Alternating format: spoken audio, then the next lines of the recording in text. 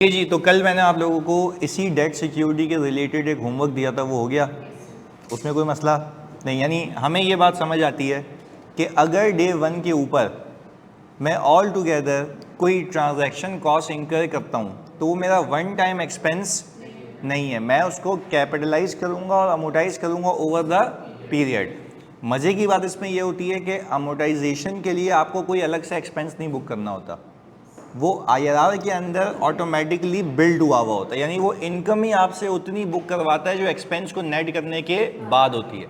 तो हम एक फाइनेंशियल मॉडल बनाते हैं, हम बोलते हैं आज अगर मैं इतने पैसे लगाऊं और मुझे अगले साल इतने मिले, अगले साल इतने मिले, अगले साल इतने मिले और आखिर में इतने मिल जाएं, तो मुझे बता दो मैंने इफेक्टिवली कितना कमाया।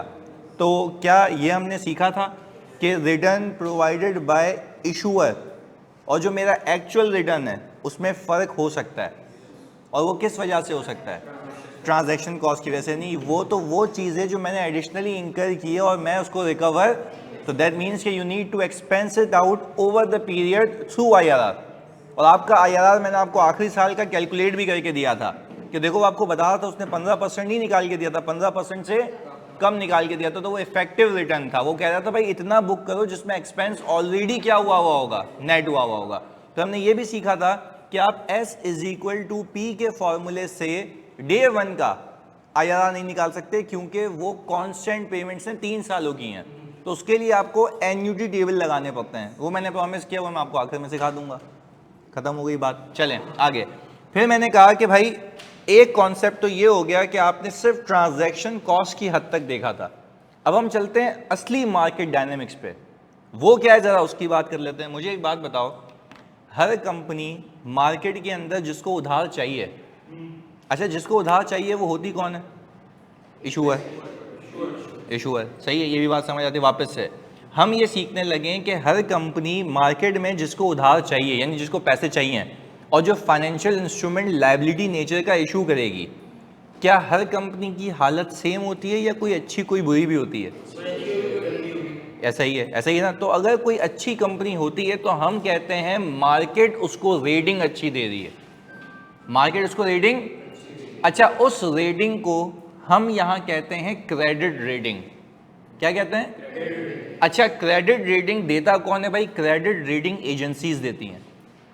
वो देखती हैं कि कंपनी की हिस्ट्री ऑफ कमाई क्या रही है, कंपनी के कोलेट्रल्स क्या हैं, कौन सी क्वालिटी की सिक्योरिटीज रखवाई हुई हैं, उसके हिसाब से उसकी रेटिंग आती है। अच्छा मज़े की बात, मैं अगर आज पैसा लेके बैठा हूं और मुझे किसी कंपनी में इन्वेस्ट करना है तो I have two options, either I will invest in equity securities और either I will invest in debt securities. But if I am investing in debt securities, एक तलवार हमेशा लटकती रहेगी कि हो सकता है सामने वाला भाग जाए, हो सकता है सामने वाला और मेरे पैसे डूब जाएं। इस बात को समझें। देखो आप सामने वाले को उधार दे रहे हो, यहाँ पे तो अगर दोस्त चलते फिरते आपसे बोले ना कि भाई मुझे 500 रुपये चाहिए, तो तुम पहले उसकी हालत देखते हो कि क्या वो जो 500 रुपये कह रहा है क्या वापस आएंगे या नहीं आएंगे। तो वो तो दोस्त की हालत देख के, ये क्या है? कंपनी है।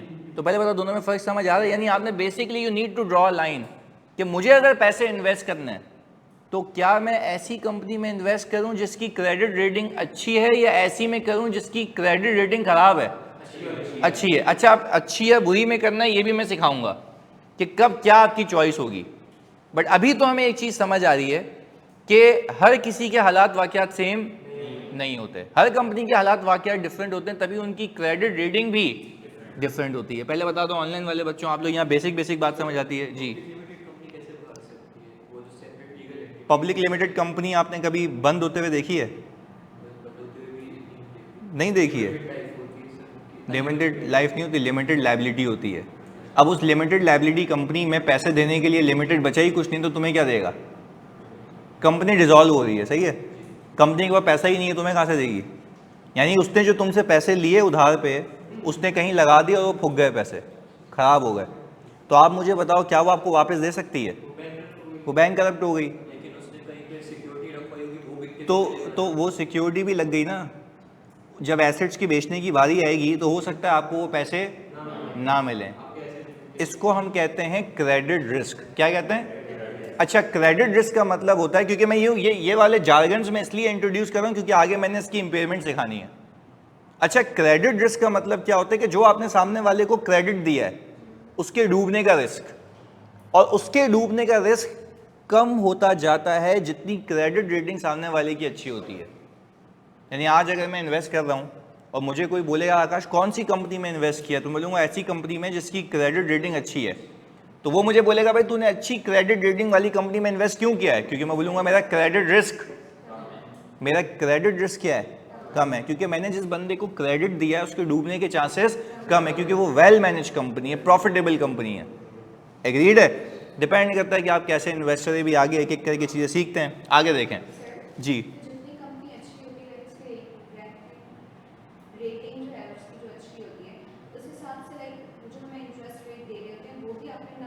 वो भी अप एंड डाउन होते हैं। यस, यही फ़र्क है। अगर आप एक ऐसी कंपनी में इन्वेस्ट करना चाह रहे हैं जो कि ऑल टुगेदर न्यू स्टार्टअप है, शार्क टैंक देखते हो ना कभी, ऐसी वो मतलब ऐसी रील्स में आ गया हो तो हाँ, तो यहाँ वाला देखना भी नहीं है इधर। खैर, तो खैर कहने का मतलब ये है कि शार्क टैंक तो शुरू तो खैर यूएस वाले से हुआ था ना। एनीवेज, जब आप वो देखते हैं ना तो आप बाज़ औक़ात देखें जो न्यू स्टार्टअप होते हैं ना, तो जो इन्वेस्टर बैठे होते हैं तो वो कितना हाई डिमांड करते हैं रिटर्न। वो हाई डिमांड करने की लॉजिक क्या होती है कि वो रिस्की कंपनी में डाल रहे हैं, तो जितना वो रिस्क ज़्यादा लेंगे उतना रिटर्न भी ज़्यादा मांगेंगे। तो वो सोली डिपेंड्स अपॉन मार्केट डायनेमिक्स कि आप कैसे इन्वेस्टर हैं, आप क्या करना चाहते हैं, आप रिस्क लेके ज़्यादा कमाना चाहते हैं या बगैर रिस्क लेके नॉर्मल कमाना चाहते हैं।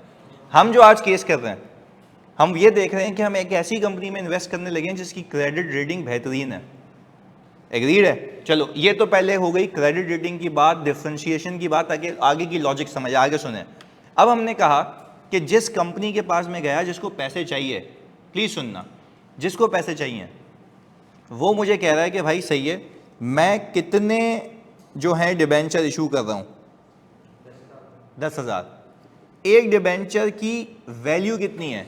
100। बट आगे देखो, वो कह रहा है मैं आपसे 5 रुपये पर डिबेंचर ज़्यादा लूँगा, 5 रुपये पर डिबेंचर ज़्यादा लूँगा। आप देखो यहाँ पे एक एनालिसिस बनाते हैं। मैंने कहा भाई आज मैं पहले दिन पे हिसाब किताब कर लूँ ताकि हमारा मामला सही चले। फेस वैल्यू अगर देखी जाए तो वो जानी कितनी आ रही है? 1 मिलियन। अच्छा, इससे पहले यहाँ पे आके आप रुक जाया करते थे 1 मिलियन की फेस वैल्यू पे, इसके ऊपर ट्रांजैक्शन कॉस्ट हिट होती थी। अच्छा, अब सामने वाला बंदा कह रहा है, सामने वाला कौन है? इशूअर। वो कह रहा है भाईजान आप मुझे ये भी पे करें, प्रीमियम। अच्छा, मैंने कहा ये क्या बात हुई कि आप प्रीमियम ले रहे हैं? उसने बोला भाई वो एक दूसरी कंपनी, वहाँ जाके मरो, वहाँ से ले लो, इधर नहीं आना। क्यों मना कर रहा है वो? नाम के पैसे हैं।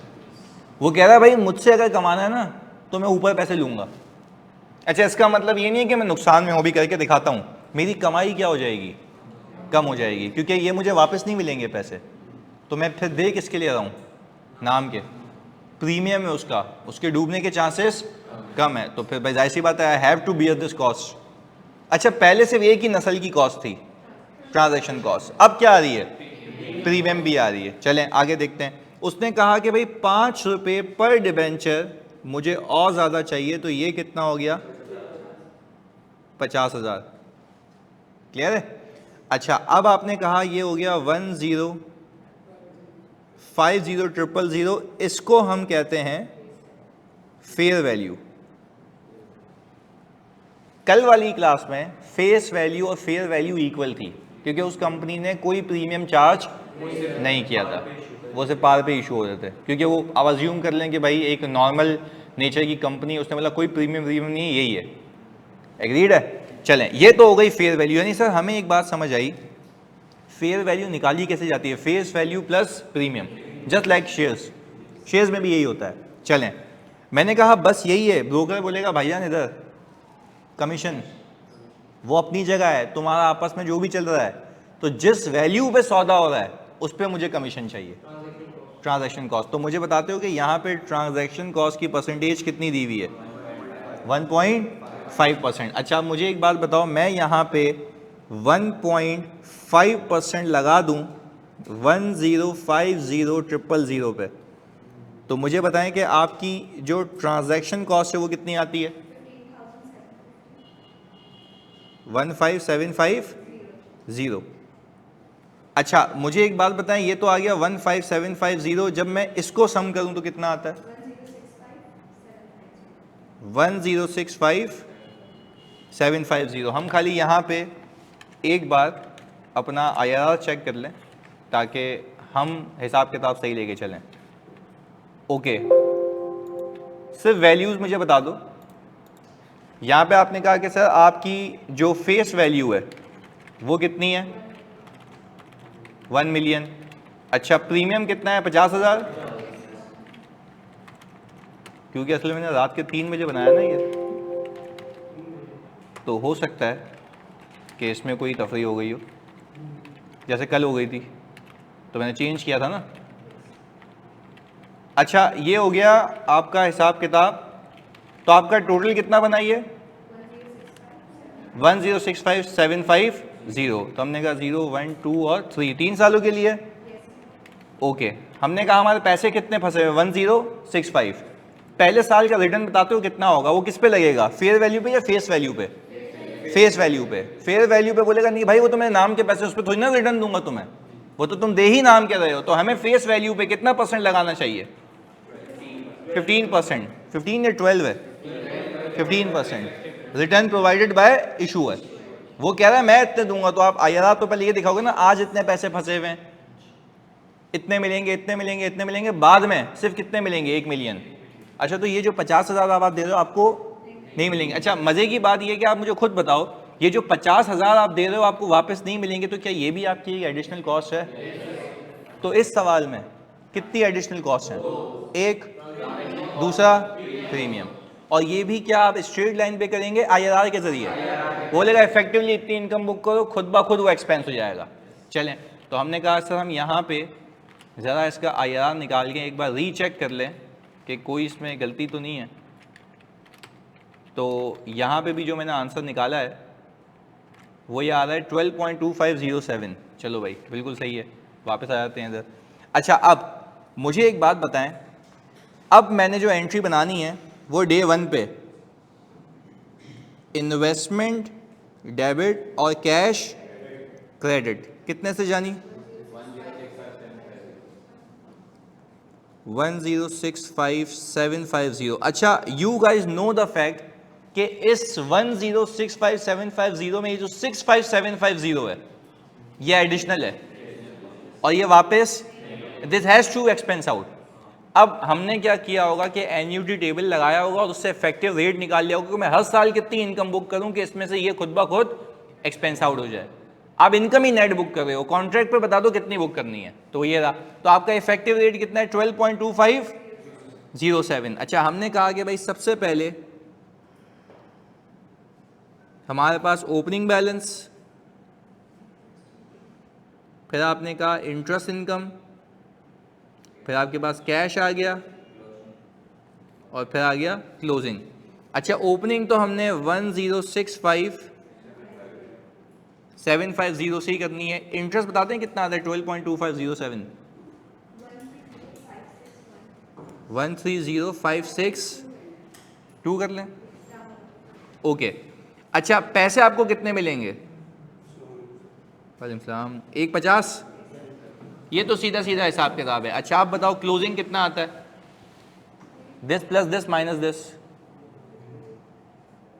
हाँ जी जानी 1,036,312। ओके ये हो गया ईयर 1।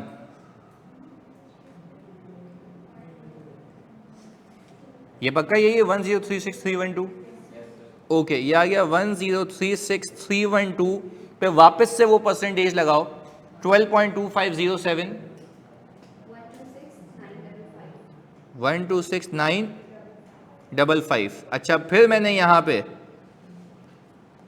1,50,000 ले लिए, तो बताते हैं क्लोजिंग कितना है? 1013,267। 267। अच्छा मुझे बताते हो कि आप पैसे ज़्यादा रिसीव कर रहे हो, इनकम कम बुक कर रहे हो, इन दोनों का डिफरेंस क्या है? अमोर्टाइजेशन।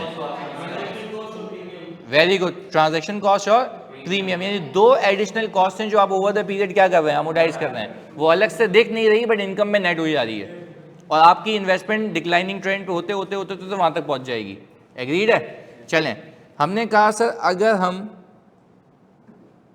ईयर 3 पे आते हैं तो आपने कहा 1013267, इस पे इंटरेस्ट कितना बनता है? ओके 12.2507 रेट है। 132 150 आपके पास ये आ गया, तो क्लोजिंग कितना आता है?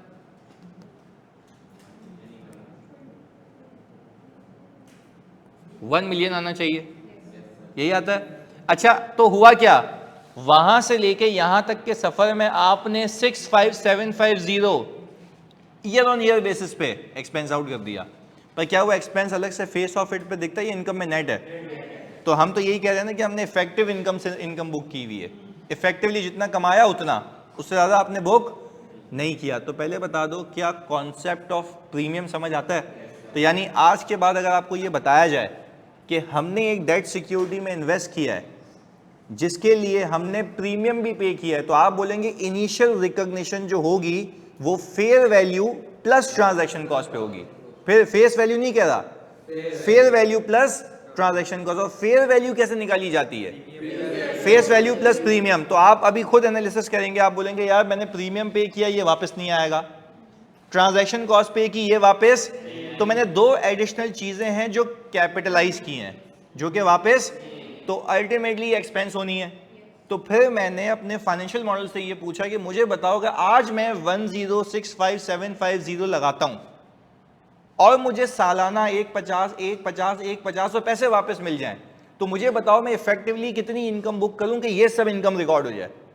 तो उसने मुझे आंसर क्या दिया? कम दिया, 12.2507। उसने बोला इतने से बुक करो, जो बाकी एक्सपेंस होना होगा वो खुद ब खुद हो जाएगा।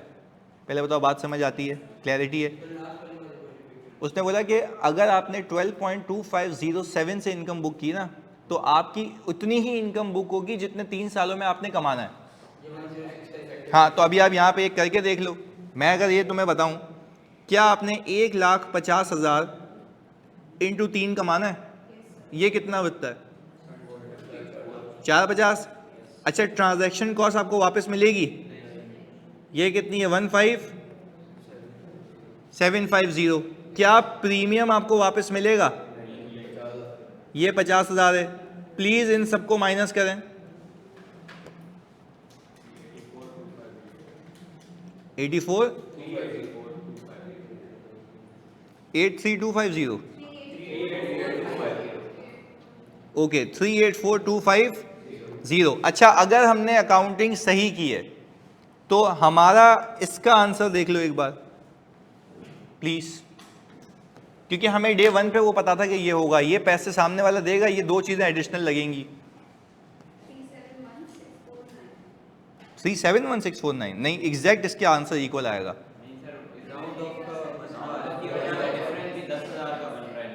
नहीं हो नहीं सकता, या तो यहाँ पे नहीं हो नहीं सकता, ये कोई गलती की है, देखो तभी तो ये चेक है, तभी तो ये चेक है, हो ही नहीं सकता।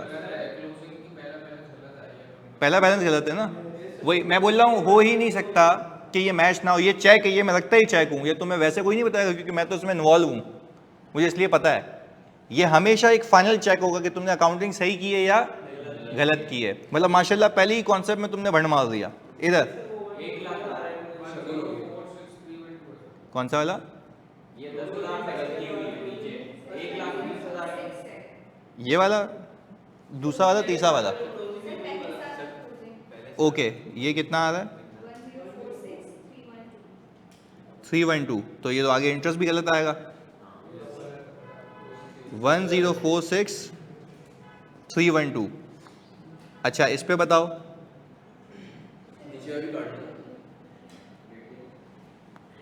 हाँ भाई इस पे बताओ, और तुम लोग बोल रहे हो आखिर में बच भी वही रहा माशाल्लाह। तो यार ये बताओ ना तुम, अबे राउंडिंग ऑफ में 1-2 रुपए का फर्क आता है, 5 रुपए का फर्क आता है, 10,000 का थोड़ी ना आता है। इधर जल्दी से 128 यार खुदा के वास्ते, जब एक बच्चा बता रहा है तो उसको रीचेक करो। मैंने 3 बार पूछा भाई सबका आंसर यही आ रहा है, सबका आंसर यही आ रहा है, तो तुम बोल रहे हो हाँ भाई यही आ रहा है। नहीं नहीं नहीं नहीं, अब आगे 10, अब इसका क्लोजिंग बताओ। 10 244 92। अच्छा भाई 1024492, इस पे इंटरेस्ट 25,508।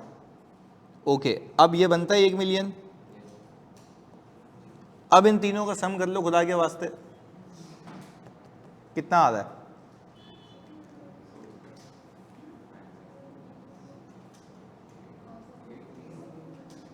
चेक करो, ये आता है? हाँ भाई मानिया, आदिल, अब मैच हो रहा है। तो देखो खुदा के वास्ते, ये तो हमने चेक्स लगाए हुए हैं कि भाई क्या ये सही टैली हो रहा है या नहीं हो रहा। प्लीज़ मेरी आपसे रिक्वेस्ट है, ये फ्री के नंबर हो गए एग्जाम में, इसमें गलती नहीं करके आना just because of calculation. Simple calculation है यार, इसमें प्लस करो वो माइनस करो वो आ जाएगा, सही है। और तू मुझे कह रहा है 10,000 का ही तो फर्क है। अबे 10,000 है, मिलियन विलियन में नहीं खेल रहे।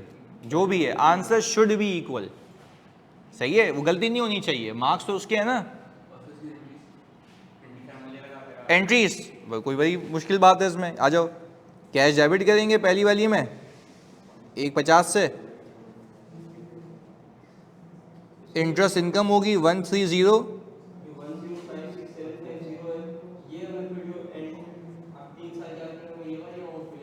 कौन सी?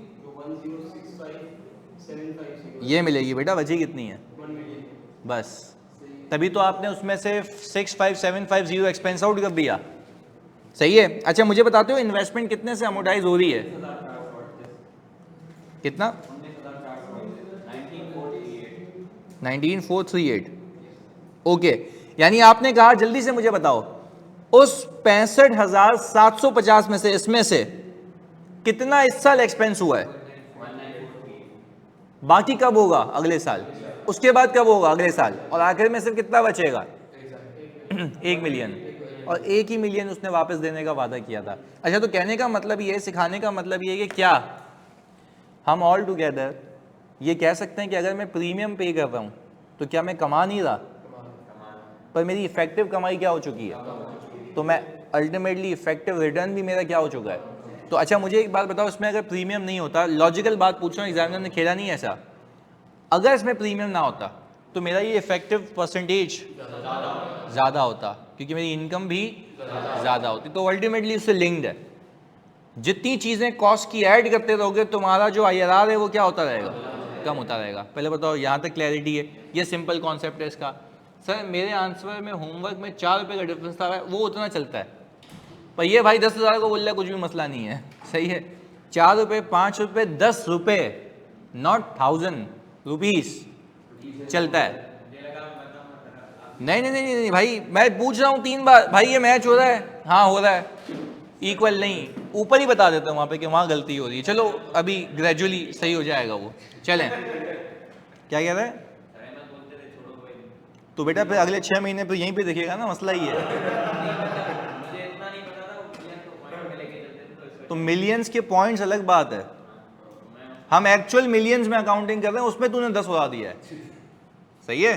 वो पॉइंट्स में तो तुम कहते हो कि मैं 2 राउंड फिगर्स तक रखूंगा, वो सारी चीज़ें ये दिखा दूँ।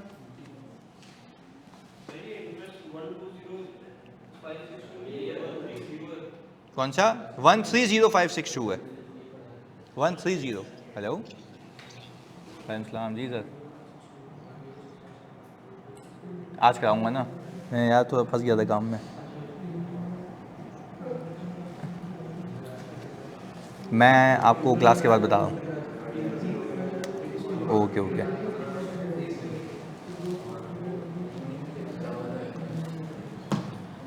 हाँ एनुअली होती है क्रेडिट रेटिंग। अच्छा भाई तो सुनना, यहाँ पे एक बच्चा पूछा है सवाल का जवाब दो भाई।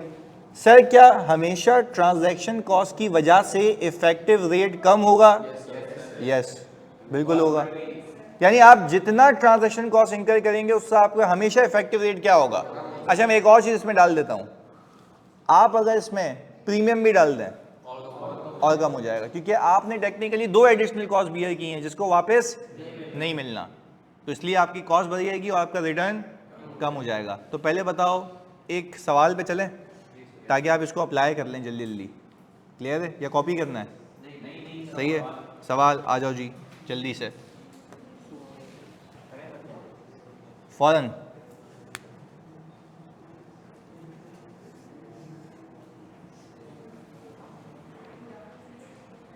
अच्छा जब कॉन्सेप्ट वगैरह दूँ ना तो कॉपी का मैंने मतलब ये लेटली नोट किया कि अगर मैं कॉपी का टाइम दूंगा ना, कोई ऐसा कॉम्प्लेक्स केस हुआ ना इसमें कॉपी करना बनता भी हुआ तो मैं बोलूँगा हाँ भाई हाथ के हाथ छाप लो, बट समझ लो अप्लाई करते हैं। एक पेज खाली रख के उस पर कॉपी लाजमी कर लेना पीडीएफ से। सही है, हाँ घर जाके वो वाली बात अच्छी है कि भाई आप कॉपी लाजमी कर लेना बट उसकी जगह स्पेस आप स्पेयर कर दें। बाकी ये हैं ही आपके लिए कॉन्सेप्ट, मैंने क्या करना है इसका। सही है, चलो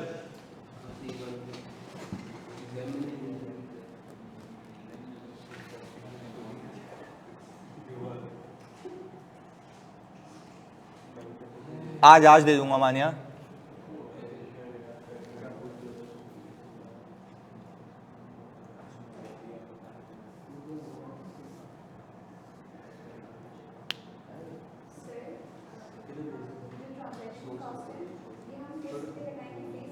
फेयर वैल्यू पे, क्योंकि देखो जो बीच में ब्रोकर है ना वो ये कहेगा आपका सौदा जिस वैल्यू पे मैंने करवाया ना उस पर कमीशन लूंगा। यानी अगर आज मैं प्रॉपर्टी, हाँ अगर मैं अभी आज किसी प्रॉपर्टी में इन्वेस्ट करता हूँ ना, मैं जहाँ भी की है मैंने, वो क्या कहता है मुझे ब्रोकर, वो कहता है कि भाई आपने जितने पे सौदा किया है ना उस पर मैं चार्जेस लूंगा।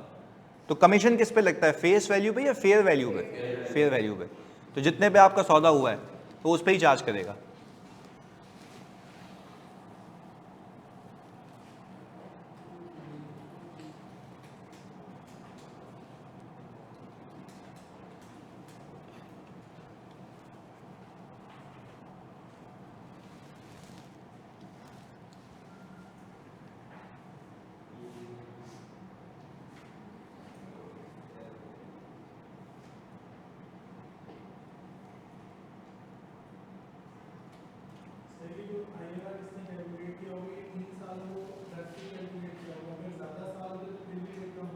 हाँ क्योंकि वो स्पैन इंक्रीज हो जाता है ना।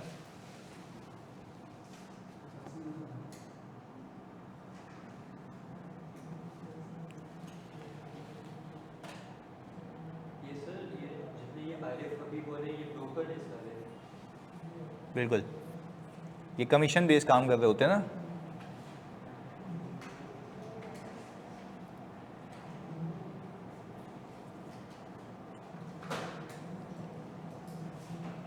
ये खुद भी इन्वेस्ट करके बैठे हुए होते हैं,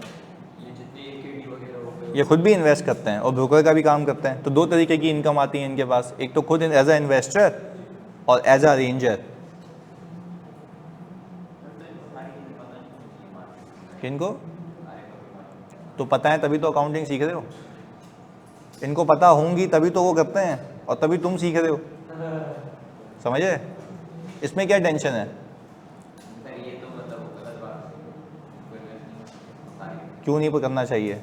अगर भाई मतलब आप कमाओ दूसरे नहीं कमाए, मतलब वो आपको वो बोल रहा है मुझे पैसे चाहिए, अब तुम किसी से लेके दे दो या खुद पैसे दे दो, बात एक ही है। एक में सीधी सीधी कमाई है, तुम्हारे पैसे फंस ही नहीं रहे, और एक में पैसे फंस रहे हैं, तो ये तो बिजनेस सेंस है ना, इसमें टेंशन किस बात की है? जो इशूअर है ना वो तो मार्केट में जाके चिल्लाएगा ना मैं इतने पे सिक्योरिटी इशू कर रहा हूं। अब वो इसके ताल्लुकात होंगे आरिफ हबीब के कि ये क्या कराएगा, अरेंज करा के देगा पैसे। तो मेरी नज़र में सेफेस्ट बिजनेस क्या है, अरेंज करा के दे दो। अच्छा अरेंज कराने में टेंशन क्यों नहीं है? आपका पैसा ही नहीं है, पैसा सीधा सीधा आया, आपने इनकम बुक की, कहानी खत्म, सिंपल है। अच्छा जी,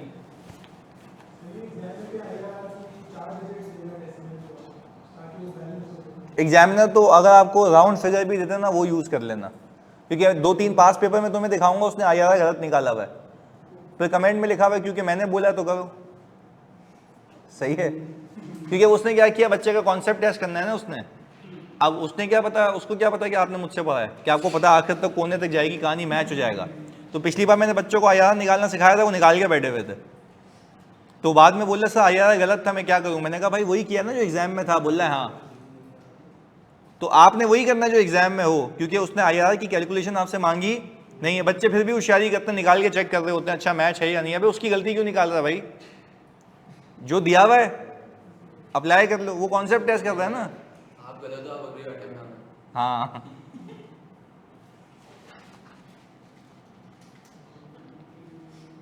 असल में जो एग्जामिनर है ना, वो अभी रियल लाइफ से, जैसे जो अकाउंटिंग का एग्जामिनर होता है, अगर कोई पार्टनर लेवल का बंदा बनाता है ना, तो वो तो आपको बता देगा कि चीज़ क्या है। तो दुआ करना कि वैसा पेपर ना आए। जैसे ऑडिट का पेपर है, वो जो बनाता है ना, वो प्रैक्टिकल लाइफ का पार्टनर है फर्म का, तो वो क्या ही चीज़ें डालता होगा। तो इसलिए तो खौफ होता है ऑडिट में। तो ये अभी बचाव है थोड़ा सा उससे। सर उसकी ट्रांजैक्शन लॉस और प्रीमियम, इनको लेस करेंगे ऐड करेंगे? नहीं, ट्रांजैक्शन कॉस्ट भी ऐड होती है, प्रीमियम भी ऐड होता है। लेस तो मैंने चेक करने के लिए किया था कि मैंने कमाई कितनी की। नहीं नहीं नहीं, देखो आप पहले दिन पे बोलोगे फेस वैल्यू भी दिया, प्रीमियम भी दिया और ट्रांजैक्शन कॉस्ट भी दी है।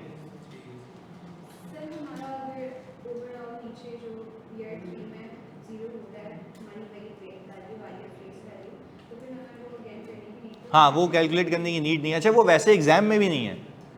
हाँ पर एग्जामिनर ये रिक्वायरमेंट डाल सकता है। यस बिल्कुल, एग्जामिनर ये रिक्वायरमेंट दे सकता है कि आप बताएं आपने इफेक्टिवली 3 साल में कितना कमाया। But if you look at the pass paper, वो आपको बोलता है 1 साल की एंट्री बना दो और 8 marks. No, we are just making 3 years just for the sake of our knowledge. सही है। और बोलता है बैलेंस शीट में इन्वेस्टमेंट कितने पे आएगी ये बता दो बस। और या तो बोलता है करेक्शन ऑफ एरर करके दे दो, यानी वो बोलेगा अकाउंटिंग ऐसे करनी थी, ऐसे कर ली है, तो जैसे की हुई है वो बता देगा, जैसे करनी है आपको आती है, दोनों का डिफरेंस।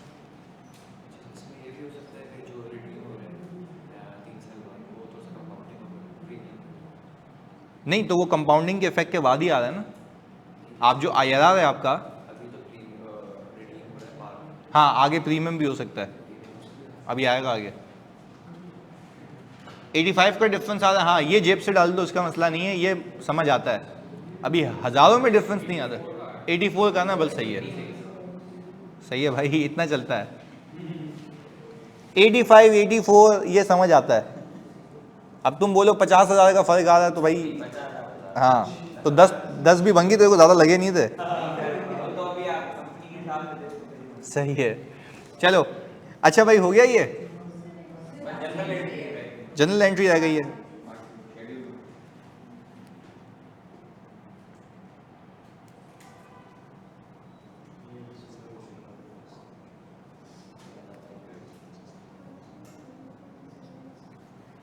हाँ भाई इस वाले सवाल में फेस वैल्यू कितनी है, 5 मिलियन, 50 मिलियन, ओके। अच्छा क्योंकि 5 लाख डिवेंचर्स हैं। अच्छा आपने क्या प्रीमियम भी पे किया है? अच्छा प्रीमियम आपने पे किया है कितने का, 2 रुपये पर डिवेंचर, तो वो 1 लाख।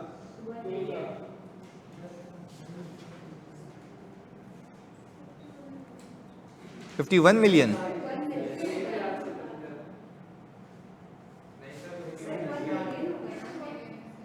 क्योंकि वो कितने हैं, अच्छा 5 लाख हैं, ओके सॉरी 5 लाख है तो ये हो गया 1 मिलियन, तो ये आ गया 5.51 मिलियन, ओके।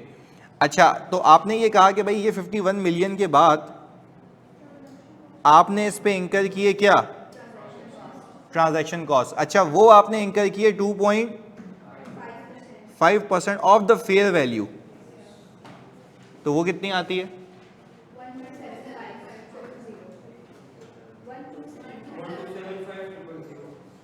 1,275,000, टोटल कितना आ गया,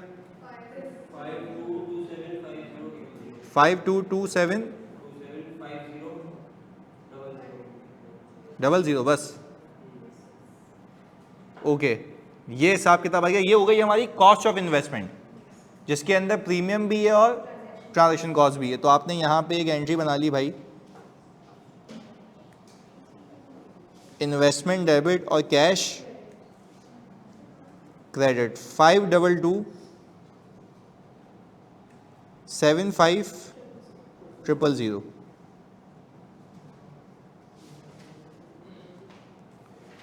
अच्छा भाई, आपने कहा अब मैं यहां पे आ गया ओपनिंग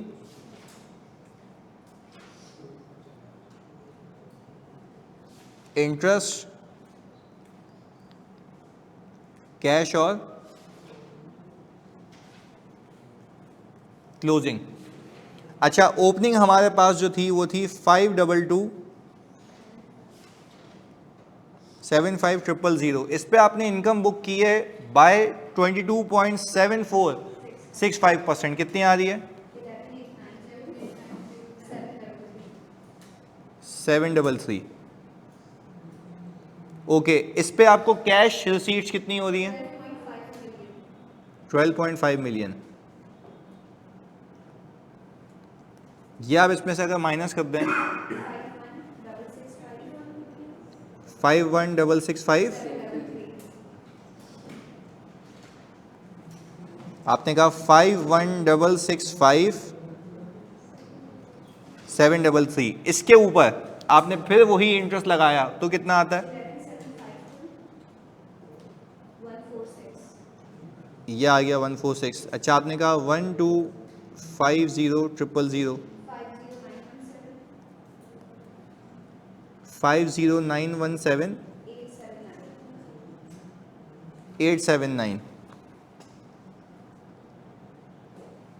आपने कहा 50917 इस पे इंटरेस्ट कितना? 11582,035। यह आ गया 1250 12.5 मिलियन। क्या ये मैच होता है? यस सर, 16 हाँ सर, 50 मिलियन आ रहा है। ओके, तो आपने कहा कि भाई ये आ गया ईयर 1, ईयर 2 और ये ईयर 3। कैश के लिए परसेंटेज किस पे लगानी है? फेस वैल्यू पे एंड प्रीमियम या ट्रांजैक्शन कॉस्ट पे भी? कैश के लिए नहीं, देखो मैंने आपको क्या सिखाया था, कैश तो हमेशा इस पे मिलेगा ना जो उससे सौदा हो रहा है, और वो कितने परसेंट है? और ये बनता है 12, यही है 12.5 मिलियन आप कमाएंगे। 86 का इसलिए डिफरेंस आ रहा है ना क्योंकि राउंडिंग ऑफ का मसला है, अदरवाइज मैं एक्सेल पे करूंगा एग्जैक्ट आएगा, क्योंकि वो एक्सेल में ये जो मैंने 4 डिजिट लिखे हुए ना, ये आगे 50 चौरंगियाँ हैं, 6 7 2 6 5 7 8 आगे तक चल रहा है। तो हमने बोला कितने रखे हमने? सिर्फ 4। तो उस पर एक माइन्यूट सा डिफरेंस आ रहा है, सही है। पर एग्जामिनर आपको क्या बोलेगा कि आप पहले साल की एंट्री बना के दे दो इसकी, बस यहाँ पे लाके वो रोक देगा। तो पहले साल की अगर मैं एंट्री बनाऊं आपसे तो आप बोलेंगे कैश कितना आया है? यह आ गया। आपने कहा मैंने इंटरेस्ट इनकम कितने की बुक की? ओके, और आपने कहा कि मैंने अपनी इन्वेस्टमेंट को अमोटाइज किया कितना? 609267। हाँ जी, पहले बताओ यहाँ तक क्लैरिटी है? चलें, यानी सो फार जो अगर देखा जाए तो हमने वहाँ से लेके यहाँ तक की जो कॉन्सेप्ट कवरेज की, हमने कहा कि भाई पहले हमने इक्विटी सिक्योरिटी देखी। इक्विटी सिक्योरिटी में कितने models? Fair value through OCI, fair value through PNL. जल्दी जल्दी बताओ, फेयर वैल्यू थ्रू ओसीआई के अंदर मैं कब आता हूँ? लॉन्ग टर्म रखना हो, स्ट्रेटेजिक इन्वेस्टमेंट है। तो क्या फेयर वैल्यू थ्रू ओसीआई के अंदर ट्रांजैक्शन कॉस्ट कैपिटलाइज होती है? एक्सपेंस आउट, कुछ भी पीएनएल में नहीं जाता। चलें, हमने कहा फेयर वैल्यू थ्रू पीएनएल होता है इक्विटी सिक्योरिटी में, तो ट्रांजैक्शन कॉस्ट एक्सपेंस आउट हो जाती है, क्योंकि उसमें हमारा मकसद ही यही है कि खरीदना बेचना, खरीदना बेचना, खरीदना बेचना। तो वो अलग हो गया। फिर हम आ गए डेट सिक्योरिटी पे।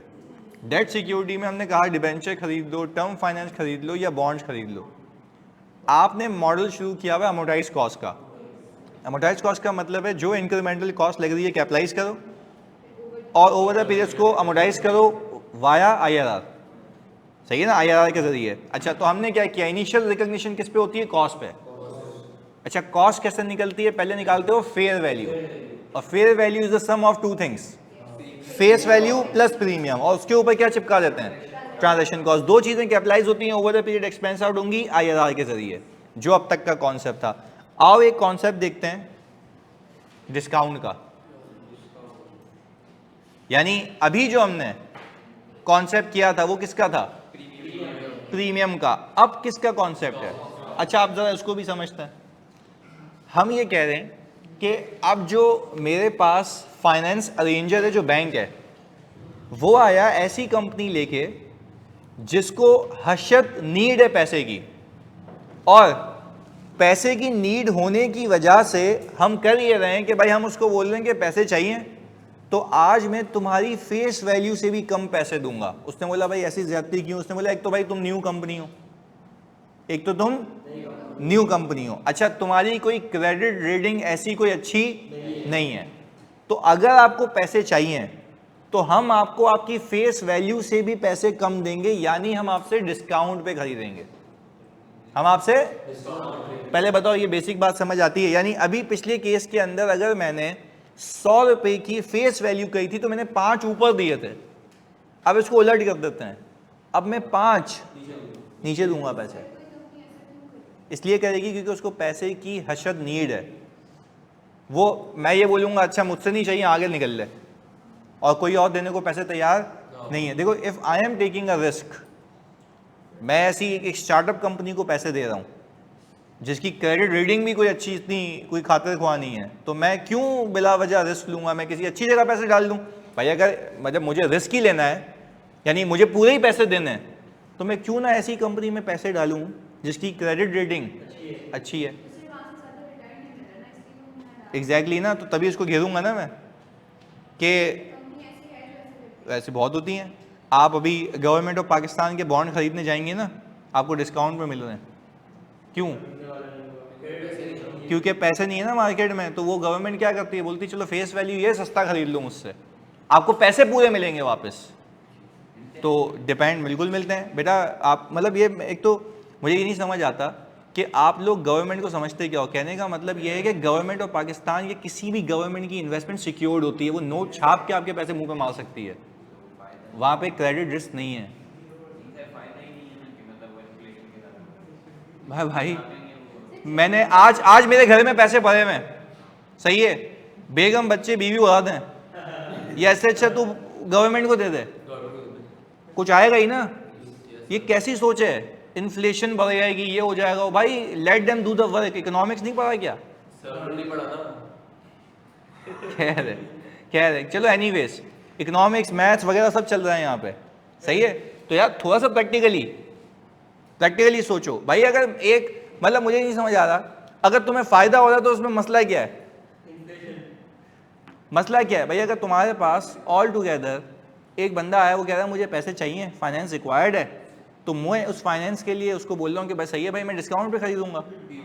और इसको यूं भी होता है, इसको यूं भी सोच सकते हो, मतलब तुम ये मैं तुम्हें फाइनेंशियल मार्केट्स की बातें बता रहा हूँ।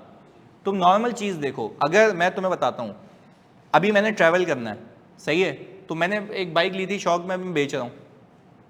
अच्छा, अब जब मैं बाइक बेच रहा हूँ शौक में, मेरे को फौरन बेचनी है, मैं डेफिनेटली इसको सस्ते पे बेचूंगा, क्योंकि मुझे इमीडिएट कैश चाहिए। मतलब वैसी कोई नीड नहीं है, तो मैं बोलूँ बिलावजा खरीदी है ना, ज़ाया हो रहे पैसे, इन्वेस्ट कर दूंगा कहीं। तो ये कहने का मतलब है, तो तुम अगर रियल लाइफ एग्जांपल से भी देखोगे ना, कि अगर आप ये कह रहे हो कि यार एक चीज़ अगर मुझे फ़ौरन बेचनी है, मुझे फ़ौरन चाहिए पैसे, तो I will discount my self. और अगर मैं वैसे OLX पे लगाऊँ, मैं बोलूँ बिकती है, बिके 2 महीने में, अच्छे पैसे मिलेंगे। मैं अभी रिसेंटली एक प्रॉपर्टी की डीलिंग कर रहा था, मैंने उससे जब मीटिंग की ना, तो मुझे समझ आ गया उसको पैसे की नीड है। उसने मुझे बोले 1,35,00,000 उस एरिया के, मैंने बोला 95 लाख दूंगा। फ़र्क देखो, वो 1,15 पे आ गया है। रीज़न क्या है, पैसे चाहिए। वो डिस्काउंट करेगा जब उसको पैसे की नीड है। बात समझ आ रही है। तो कहने का मतलब है this is how market works. अब फिर मैंने उसको 2-3 गलतियां गिनाना शुरू कर दी। मैंने कहा भाई जो ये एरिया है ना वो उसके थोड़ा सा आगे जाके बस्ती लगती है, सही है एलीट एरिया है पर उसके आगे जाके बस्ती है, तो मैं कोने वाले एरिया के इतने पैसे नहीं दूंगा। तो वो समझने आया उसको। तो अगर यही मैं कहूँ कि भाई डिफेंस का सी फेसिंग एरिया है और महंगा मिलेगा DHA, तो कहने का मतलब है where you are residing. Market terms क्या है, आपको अगर पैसे देने सामने वाला अगर फॉर एग्जांपल मजबूर है तो आप उसका फायदा उठाओगे, यू हैव टू डिस्काउंट। तो ये मार्केट भी ऐसी चलती है। अब यूं सोचो, अब आप एक फाइनेंशियल एडवाइजर हो, आप बैठे हुए हो, तो आप एक अरेंजमेंट करवा रहे हो। एक कंपनी है जिसकी क्रेडिट रेटिंग भी खराब है, या समझो है ही नहीं, अभी स्टार्टअप है, या why you will take a risk by giving him the actual amount और बोलो भाई वही मुझे वापस देना। तुम बोलोगे कि भाई मैं आपको पैसे दे रहा हूँ, आपकी फेस वैल्यू जो भी है मुझे डिस्काउंट पे चाहिए। तो सामने वाला कहेगा अच्छा डिस्काउंट पे चाहिए मतलब पैसे भी वापस उतने ही। उसने बोला नहीं पैसे पूरे लूंगा, यानी आज अगर 95 दे रहा हूं तो वापस कितने लूंगा, 100 लूंगा। यही तो फर्क है, दोनों में फर्क समझ आता है? तो ये बेसिक फर्क है। ऑनलाइन में प्लीज बताओ बात समझ आती है जल्दी से। It only depends upon the how market is perceiving that issue है। वो मार्केट कैसे देख रही है। अच्छा मुझे बताओ ना, मेरे पास से वो आगे निकल जाए, दूसरा जो इन्वेस्टर होगा ना वो भी उसको यही बात बोलेगा, क्योंकि कौन अपना पैसा ऐसी कंपनी में लगाएगा जो स्टार्टअप है। अगर यही पैसा मुझे पूरे पैसे पे लगाना है तो मैं कौन सी कंपनी में लगाऊं, जिसकी क्रेडिट रेटिंग अच्छी है। मैं बिला वजह क्यों रिस्क ले रहा हूं? अगर मैं रिस्क ले रहा हूं तो मेरा रिटर्न क्या होना चाहिए। अच्छा मजे की बात यह है, आज अगर तुम्हारी जेब से, अब कहानी से कहानी निकलेगी, आज अगर तुम लोगों की जेब से 95 रुपीज जा रहे हैं और वापस तुम्हें 100 मिलेंगे, तो क्या ये डिफरेंशियल भी इनकम है? एक तो वो इनकम है जो वो तुम्हें सूद के तौर पे देगा, और 95 से लेके 100 तक का जो सफर है 5 रुपए, वो भी आपकी क्या है, आप बोलेंगे इंक्रीमेंटल इनकम। वैल्यू बढ़ेगी। आज अगर मैं बैंक में 95 डालूं और बैंक मुझे कह रहा है मैं आपको 3 साल बाद 100 रुपए दूंगा, तो वो टाइम वैल्यू ऑफ मनी तो है जो मुझे दे रहा है, वैल्यू कैसे कम होगी। आज अगर बैंक में मैंने 100 रुपए डाले, मुझे आगे जाके कितने मिलेंगे, 100 से ज्यादा सूद के साथ मिलेंगे ना। वो कह रहा है मैं सूद तो दे ही रहा हूं, जो 15% अभी खेलते हुए आ रहे हैं, वो कह रहा है वो तो दे ही दे रहा हूं, तो आज जो 95 है उसको भी मैं बढ़ा के दूंगा, तो वो टाइम वैल्यू ऑफ मनी के ऊपर ही पैसे दे रहा है, डबल इनकम है। जो 15% वो देता है ना, वो होती ही टाइम वैल्यू ऑफ मनी है, वो तो अलग है। पर 95 से लेके जो ऊपर तक का सफर है वो भी इंक्रीमेंटल इनकम है, यानी वो आपको टाइम वैल्यू ऑफ मनी के लिए, आपके रिस्क के लिए कंपनसेट तो कर ही कर रहा है, तो उसके अलावा एक और एडिशनल चीज दे रहा है। व्हाट इज दिस, क्या है वो, डिस्काउंट के पैसे वापस आ रहे हैं। यानी आप आज 95 दे रहे हो, आपको कितने मिलेंगे, 100। तो हम यहाँ पे कहेंगे कि आपको टाइम वैल्यू ऑफ मनी नहीं मिल रहा, मिल रहा है, वो तो 15% वो तो अपना दे ही रहा है। वो कह रहा है इसके अलावा 5 रुपए और ऊपर ले लेना। कब, जब वापसी लोगे पैसे। तो आज आपने कितने देने जल्दी बताओ, वापस कितने मिलेंगे, 100 मिलेंगे। तो एक तो ये कमाई हो गई। फिर वो वैसे वादा कर रहा है मैं 15% सालाना भी दूंगा, तो टाइम वैल्यू ऑफ मनी वो गरीब तो वैसे ही कंपनसेट कर रहा है, ऊपर से आपको क्या दे रहा है, 5 रुपए। क्लियर है? ऑनलाइन वालों प्लीज बताओ यहां तक बात समझ आती है तो मैं इसको अप्लाई करूं। पहले तो कहानी सुनाइए जल्दी बताओ। ओके आगे सुने। अब हमने ये कहा, अब जरा एनालिसिस बनाते हैं इसके। मैंने ये कहा कि अगर मैं यहां पे फेस वैल्यू देखूं तो फेस वैल्यू कितनी है भाई, उसने बोला 10,000 है इंटू 100, कितना आ गया ये, 1 मिलियन। चलो भाई ये आ गया। अच्छा अब मैंने इसमें से देखो क्या लिखा हुआ है, एट अ डिस्काउंट ऑफ 5 पर शेयर। मैंने उसको कहा 100 रुपए की चीज है, मैं कितने पे खरीदूंगा, 5 के डिस्काउंट पे। तो मुझे एक बात बताते हो आप, आपने कहा 10,000 इंटू 5 कितना आ गया, माइनस करें, पहले क्यों ऐड किया था, आप एक्स्ट्रा दे रहे थे, अब आप ये एक्स्ट्रा पैसे नहीं दे रहे, तो आपकी कॉस्ट क्या हो रही है, कम हो रही है, तो दैट्स वाई आप माइनस करेंगे। अब बच्चा रट्टा लगा रहे होते हैं, जब डिस्काउंट होगा तो माइनस करूंगा, प्रीमियम होगा तो ऐड करूंगा। भाई लॉजिकली समझ लो ना, प्रीमियम है तो पैसे जा रहे हैं ज्यादा, डिस्काउंट है तो पैसे जा रहे हैं कम, तो माइनस कर दो, आपकी कॉस्ट कम हो जाएगी। एग्रीड है? चलें ओके। तो हमने कहा फेयर वैल्यू आ गई 950, यानी मार्केट इस कंपनी के डिबेंचर को कितनी वैल्यू असाइन कर रही है? 950, 95। तो फेयर वैल्यू तो 95 चल रही है। एग्रीड है? आगे सुने। अब आपने कहा कि भाई ब्रोकर बोल रहा है भाई तुम आपस में जो भी खेलो, जितने पे सौदा हो उतने पे मुझे कमीशन दे देना। जैसे वो जो हमारा सौदा करवा रहा है ब्रोकर, वो भी यही है, जितने पे हो मुझे पैसे दे देना। वो अपना अलग खेल रहा है, सही है, वो अपनी जगह चल रहा है। वो बोल रहा है भाई आप लोग आपस में जो भी करें, जितने पे डील बनती है उतने पे मेरा इतना कमीशन है। तो इतने पे डील कितने पे बनी है? 950 पे। तो हमने ये कहा भाई 950 इंटू 1.5%, 14,250। ये तो ऐड करेंगे ना, ये तो मेरी जेब से जा रहे हैं। कितना आ रहा है? 96425। अच्छा, अब यहां पे जरा विजिलेंट होना, एक चीज सिखानी है यहां पे। हमने कहा सर हमने यहां पे इन्वेस्टमेंट को किया डेबिट और कैश को किया क्रेडिट। 964,250, ये जरा इसको हम साइड में लगाएं पहले। ओके, अब प्लीज सुनना, मैंने ये कहा मुझे एक बात बताओ, अगर मैं एनालिसिस बनाऊं तो मुझे वो 1 मिलियन पे कितना परसेंट देगा? देखो उसने 15% का ही वादा किया है ना, 15% ही देगा। और वो किस पे देगा? फेस वैल्यू पे। जो क्योंकि बोलते प्रीमियम होता है तो भी फेस वैल्यू, डिस्काउंट होगा तो भी फेस वैल्यू, जो उसका अपना हिसाब किताब है। अच्छा, मैंने कहा ये कितना बनता है एक साल का? कितने सालों के लिए? इसको मैं वैसे ही नाम देता हूं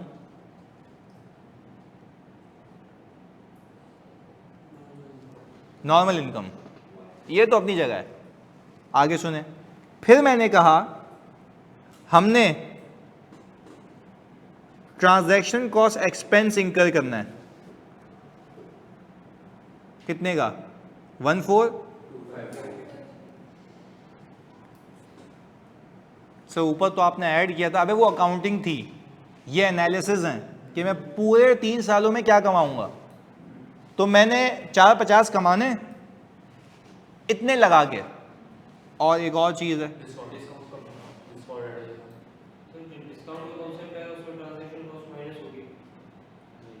अभी मैंने ऐसी कोई बात नहीं की। डिस्काउंट इनकम कितनी है? 50,000। ये कितना आ रहा है? 485। अच्छा, अब जरा यहाँ पे रुक के होल्ड करना है, तो क्योंकि यहीं से वो चीज़ समझ आएगी। इधर सुनना, मैंने कहा इस कॉन्ट्रैक्ट में अगर मैं एंटर हो रहा हूँ, ये कॉन्ट्रैक्ट है किसका? फाइनेंशियल इंस्ट्रूमेंट का। ये फाइनेंशियल इंस्ट्रूमेंट आपको 3 सालों में 450 देगा। 14,250 के अखराजात होंगे और 50,000 और मिलेंगे। अच्छा, 50,000 और मिलेंगे? यस, क्योंकि आपने 95 दिए, वापस कितने मिलेंगे? 100। तो आपको ऊपर और कितने मिल रहे हैं? 50,000। यहां तक एग्रीड है? चलो मुझे एक बात बताओ, तुम अगर 450 कमा रहे होते, यहां पे मार्किंग करते हैं, तुम अगर 450 कमा रहे होते तो तुम्हारा रिटर्न कितना है? Very good. पर अब तुम 450 कमा रहे हो या 450 से ज्यादा? अबव 450। तो मैं आपसे पूछता हूं, ये इन्वेस्टर भाई जो हैं, इनका इफेक्टिव रिटर्न 15% होगा या उससे भी ज्यादा? आओ देखते हैं। आ रहा है? ये पता है करेगा क्या? मैं तभी तो तुम्हें सिखा रहा हूँ लॉजिकली। मतलब ऐसे हो तो मैं बोलूँ यार चुपका आंसर आता रहेगा, पर पहले लॉजिकली तो समझ लो हाउ मार्केट वर्क्स, कि चल क्या रहा है इसमें। भाई देखो, अगर 15% कमाना होता ना, तो आपका इफेक्टिव रिटर्न कितना होता? 15, और अमाउंट होती 450। पर आप अभी इतना कमा रही हैं, इससे ऊपर जा चुके हैं। इसका मतलब यह है कि इससे ऊपर जा चुके हैं, तो आपका इफेक्टिव रिटर्न अमाउंट में भी, परसेंटेज में भी, दोनों में ज़्यादा हो चुका है। अच्छा, अब मैंने इनकम आप सबके सामने है, ज़्यादा बुक करनी है। और बताऊँ कैसे ज़्यादा बुक करनी है? इधर आ जाओ, एक और एनालिसिस तुम लोगों के लिए। मुझे बताओ, ये 50 की मेरी इनकम है, 50,000 इंक्रीमेंटल, और ये इंक्रीमेंटल कॉस्ट है। अच्छा, मैं अगर ये कहूं कि मेरी इंक्रीमेंटल इनकम कितनी है? 50,000। इंक्रीमेंटल कॉस्ट कितनी है आपकी? अच्छा, तो इन दोनों को माइनस करो तो नेट क्या है? 35,700। अच्छा, क्या इस बात पे यकीन रखते हो ये 35,750 3 सालों में एज इनकम बुक होंगे? है ना? 3 सालों में एज अच्छा, पहले एक्सपेंस बुक हुआ करता था, अब क्या बुक होगी? अभी देख लो आप मुझे, हाँ, अब मुझे एक बात, सिर्फ कैलकुलेटर निकालो अपने पास, 1 मिलियन और ये 964250 का डिफरेंस लो, 1 मिलियन और 96250 का डिफरेंस लो, ये याद है? यानी आज आपने पैसे इतने कम दिए हैं और आगे मिलेंगे ज्यादा। कितने ज्यादा मिलेंगे? तो इसी की आप इनकम बुक करोगे जो इंक्रीमेंटल इनकम होगी ओवर द, क्योंकि आपको कोई बोले वन टाइम क्यों नहीं बुक करे, कॉन्ट्रैक्ट कितने सालों का है, बुक भी कितने सालों में, तो वो भी हम यही कर रहे हैं। इसको पहले बताओ, ये सोचने का तरीका समझ आया कि किस तरीके से इंक्रीमेंटल इनकम बनेगी? और एक और चीज सुनो जो मजे की है, ये IRR पता है करेगा क्या? पूरे 3 सालों में 50,000 की इनकम बुक कर रहा होगा और 14250 का एक्सपेंस बुक कर रहा होगा, तो नेट इतना हो रहा होगा। IRR क्या कर रहा है? 50,000 रुपए की इंक्रीमेंटल इनकम बुक कर रहा है कितने सालों में, और 14250 का क्या बुक कर रहा है? कॉस्ट बुक कर रहा है। तो नेट बेसिस पे कॉस्ट बुक कर रहा है, इनकम कितने की? मतलब जिस तरीके से हम देख रहे हैं, तो हम यहां पे भी तो देखो ना, ये जो 48750 है, मैं अलग अलग तरीके इसलिए बता रहा हूं, किसी तरीके से भी समझ आ जाए, इन दोनों का डिफरेंस ले लो, ये आ रहा है, देख लो, 35750। तो हम यही तो कह रहे हैं, ये इनकम है, एडिशनल इनकम है, जो कि उसके प्रोवाइड रिटर्न से भी ज्यादा है, क्योंकि वो वही कमिट तो कर रहा है ना कि मैं आपको और भी दूंगा पैसे। एग्रीड है? चलें, अब मुझे एक बात बताएं, अगर मैं यहां पे ओपनिंग, इंटरेस्ट, कैश और माइनस कहां से किया है बेटा? ये एनालिसिस है, ये एनालिसिस है। मैं आपको बोलूं, आप मुझे बताओ आपने कितना कमाया, तो आप क्या बोलोगे? 450 कमाओगे, 14250 गवाओगे और डिस्काउंट भी कमाओगे। ये अकाउंटिंग नहीं है, मैंने पहले क्लियर किया, ये अकाउंटिंग नहीं है, ये क्या है? एनालिसिस है। एक एनालिसिस ये है इंक्रीमेंटल वाले, तो मैं बोल रहा हूं इतना एडिशनल कमाऊंगा, इतना एडिशनल गवाऊंगा, नेट कितना कमाऊंगा? और ये नेट कमाऊंगा, ये नेट इंक्रीमेंटल कमाई है, इंक्रीमेंटल कमाई है। तो मैं तभी कह रहा हूं इंक्रीमेंटल कमाई से मेरा IRR क्या हो रहा है? इंक्रीज हो जाएगा। क्लियर है? चलें, अब मुझे बताते हैं आपके ओपनिंग मेरा कितना आ रहा है? 964। अच्छा, इसके ऊपर आप प्लीज ये परसेंटेज लगाएं 16.6077, और तुम्हें कसम है सही बताना आंसर। 1,60,140 यही है? अच्छा, अब मुझे बताओ, सामने वाला तुम्हें 150 देगा पैसे, और क्लोजिंग कितना आता है?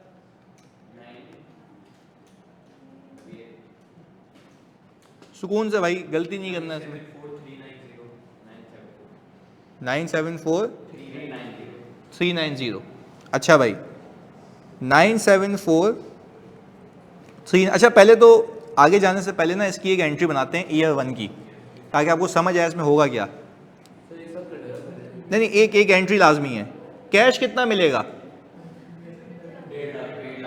150। ये आंसर सही आ रहा है, गलत आ रहा है? सही आ रहा है ना? अच्छा, इंटरेस्ट इनकम कितनी है? 160। Very good.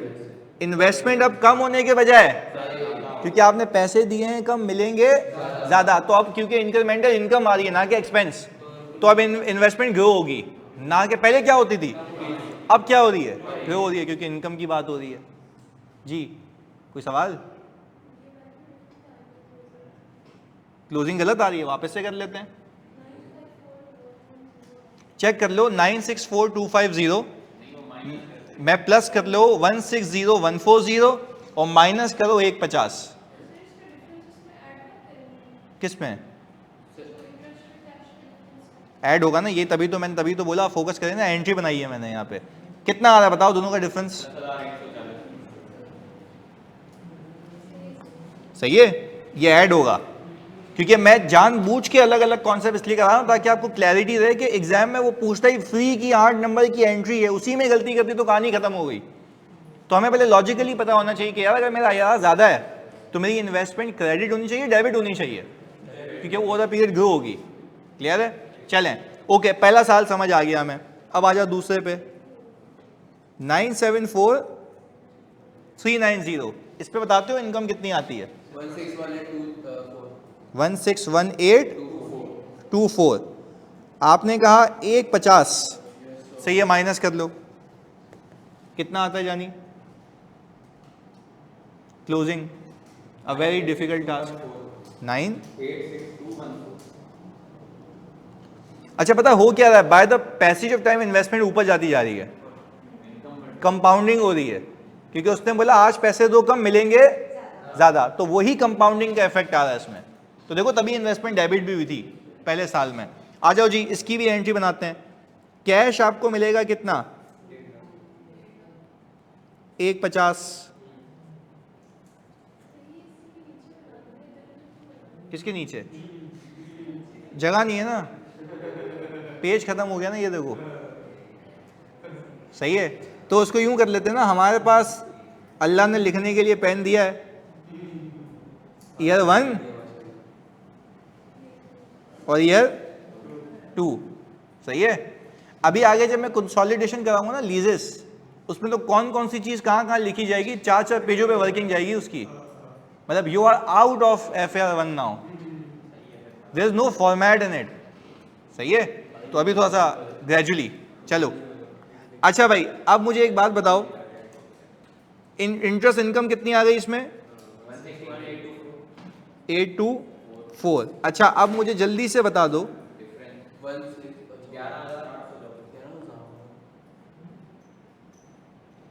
इन्वेस्टमेंट आई है 11,824, पक्का यही आ रहा है ना? ये तुम लोगों ने अभी ये विश्वास उठा दिया है एक ही बार, मतलब यकीन खत्म हो चुका है अब। 986,214, हाँ भाई, 163787, 1 मिलियन आ गया। अच्छा चलो, अब वो तो खैर चलता है इतना। अच्छा मुझे एक बात बताओ, ये बात प्रूव हो गई कि यहाँ से यहाँ तक आते हुए मैंने इंक्रीमेंटल इनकम बुक की है।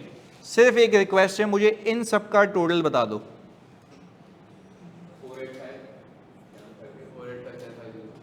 485,750।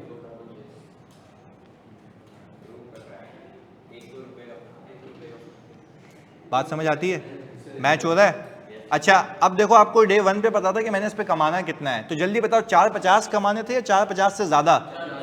तो तभी मेरा इफेक्टिव रिटर्न भी 15% से, तो मैंने इनकम भी ज्यादा बुक की है, और वो भी ओवर द पीरियड कंपाउंडिंग के साथ। क्लियर है? पक्की बात है? ऑनलाइन वालों जल्दी बता दो, जानी जल्दी से। हाँ जी, ये हो गया, तो बताओ इसके ऊपर एक प्रश्न करें।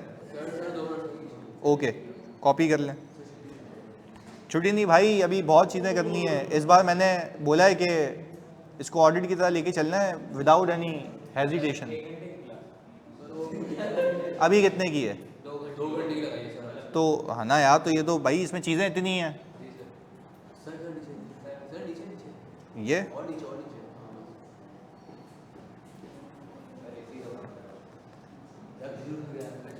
तेरे पास हवा कहाँ से आ रही है? लग के आ रही है क्या? ठंड लग रही है? तो सोचा वहाँ बैठे ना जानू। अच्छा ये मसला, इधर आ जा, इधर आ जा, कोई मसला नहीं है, इधर आ जा। पीछे नहीं आ रही ना हवा?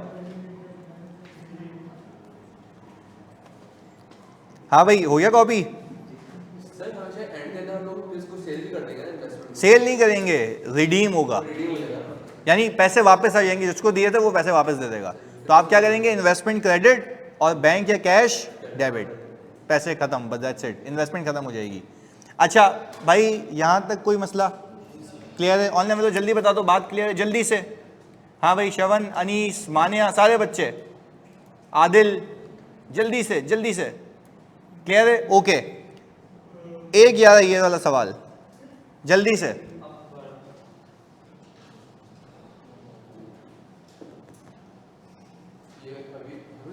अभी फौरन। इसके अंदर आपको मैंने IRR निकाल के दिया हुआ, देखो मैंने इसको कहा कि ये 0 पे इतने पैसे डालूंगा, ये 3 सालों में ये हिसाब किताब होगा तो कमाई कितनी आ रही है? 20.5072 जल्दी से। और ये भी वही केस है डिस्काउंट वाला।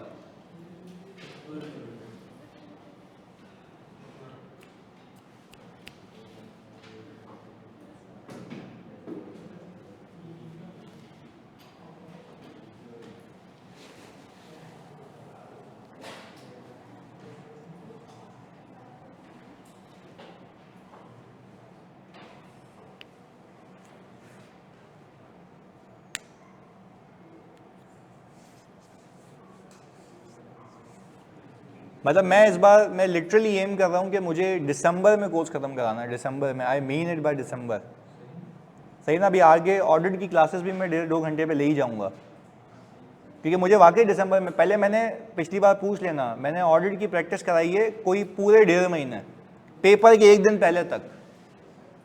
इस बार मैंने करानी है 2 महीने। मतलब अपने आप को भी तो देखो ना कि पिछली बार क्या किया था, उससे ऊपर क्या ही कर सकते हैं। तो अब वही है। तो अगर आपने प्रैक्टिस के साथ साथ आगे चलते जाना है तो ये मॉडल है, अदरवाइज आप रिकॉर्डिंग पे चले जाएं, आपकी विश है। मतलब ये आपका हिसाब किताब अपना है, इसमें मैं आपको नहीं कंपेल कर सकता, पर मेरी जो विश है वो ये है कि भाई मैं दिसंबर में कंप्लीट करूँगा।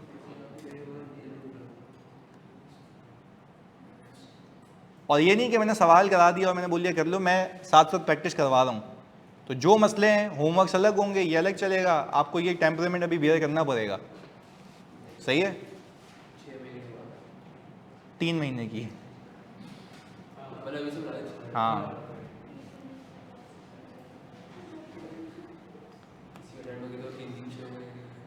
नहीं हो जाएंगे इंशाल्लाह, पास हो जाएंगे।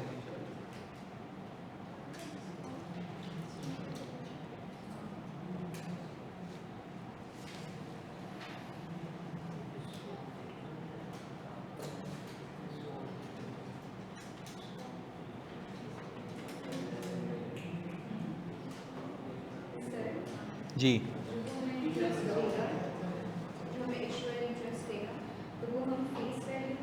फेस वैल्यू पे, फेस वैल्यू पे, क्योंकि वरना अगर आप डिस्काउंट के बाद पे लेंगे तो फ़ायदा ही क्या हुआ?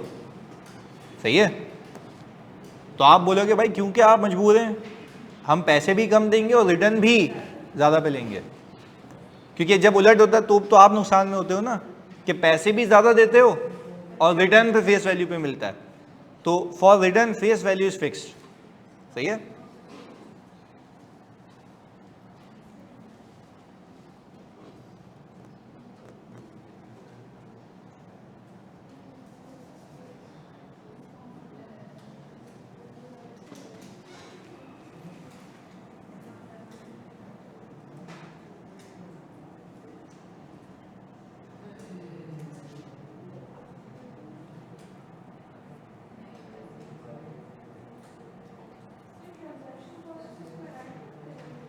ऐड करेंगे कॉस्ट निकालते वक्त, क्योंकि आप क्या कहोगे, फेस वैल्यू थी, उस पर इतने का डिस्काउंट मिला और फिर ब्रोकर इतने पैसे और ले गया, ऐड होगी ना।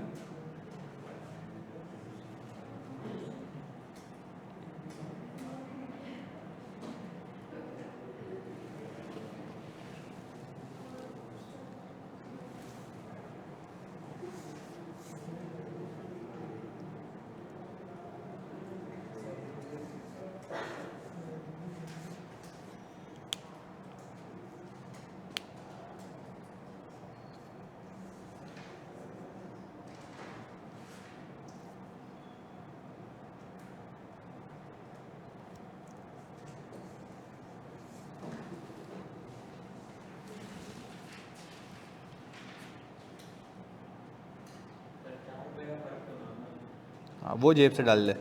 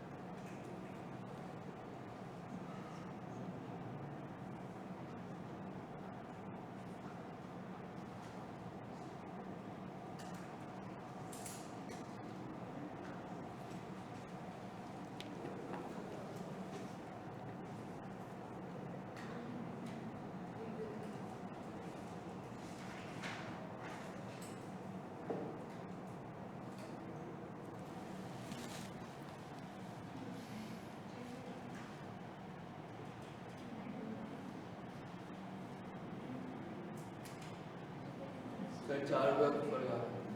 4 रुपये का फ़र्क मसला नहीं है।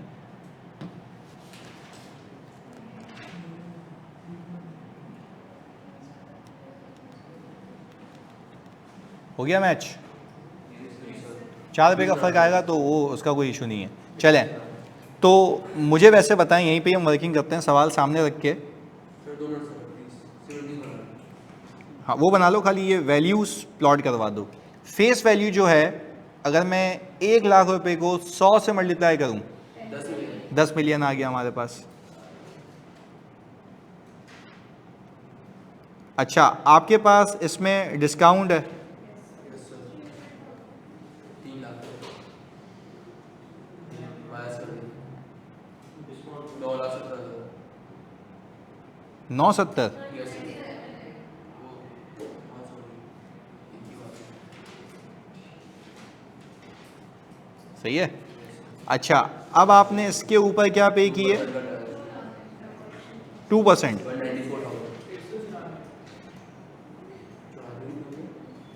194। अच्छा, टोटलिटी में कितना आता है? 9894। अच्छा, मैं वैसे ऑन फेस ऑफ इट इसको देखूँ ना, मुझे आज ही पता है कि मेरा एडिशनल फ़ायदा है। आज मैं पैसे दे रहा हूँ कम और मुझे मिलेंगे ज़्यादा, तो मेरी इंक्रीमेंटल कमाई है। एक कमाई तो वो है जो उसने मुझे वादा किया है, एक कमाई ये है जो वो अलग से वादा कर रहा है कि मैं तुम्हें पैसे वापस दूंगा ज़्यादा।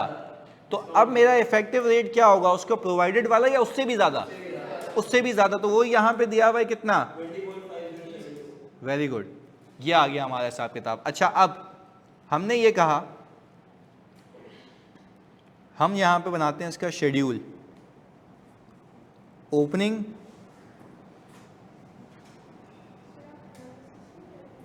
एनालिसिस अभी कर लेते हैं, कैश और क्लोजिंग।